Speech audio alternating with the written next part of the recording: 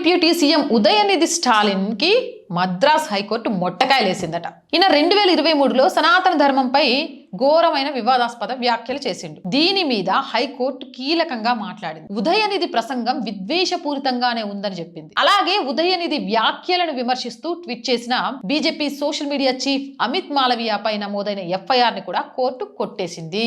Justice yes శ్రీమతి వ్యాఖ్యానిస్తూ ద్వేషపూరిత ప్రసంగం చేసిన వ్యక్తికి మాత్రం శిక్ష పడలేదు. ద్వేషపూరిత ప్రసంగం చేశారని స్పందించినందుకు వ్యక్తులు ఆగ్రహాన్ని ఎదుర్కొంటున్నారు. ప్రతిస్పందించిన వ్యక్తులనే కోర్టులు కూడా ప్రశ్నిస్తున్నాయి. కానీ ద్వేషపూరిత ప్రసంగం చేసిన వ్యక్తిపై ఎలాంటి చర్యలు లేవు అని పేర్కొన్నారు. అమ్మా, నీకు నిజంగా శతకోటి దండాలు. ఈ రోజైనా మా బాధ, మా ఆక్రోధం, మా ఆవేదన ఏంటి అనేది అర్థమైంది. తప్పు చేసిన వాడు దర్జాగా తిరుగుతున్నాడు. తప్పు చేసినోడు ఇగో గాడు తప్పు చేసిండు అన్నోళ్ళ మీద కక్ష గట్టి శిక్షలేస్తాడు. అరే, మా ఆవేదన ఎవరికి చెప్పుకోవాలి, ఎవరికైనా అర్థమవుతుందా లేదా అనిపించింది. కానీ ఈ రోజు మీకు అర్థమైనందుకు నిజంగా శతకోటి వందనాలు.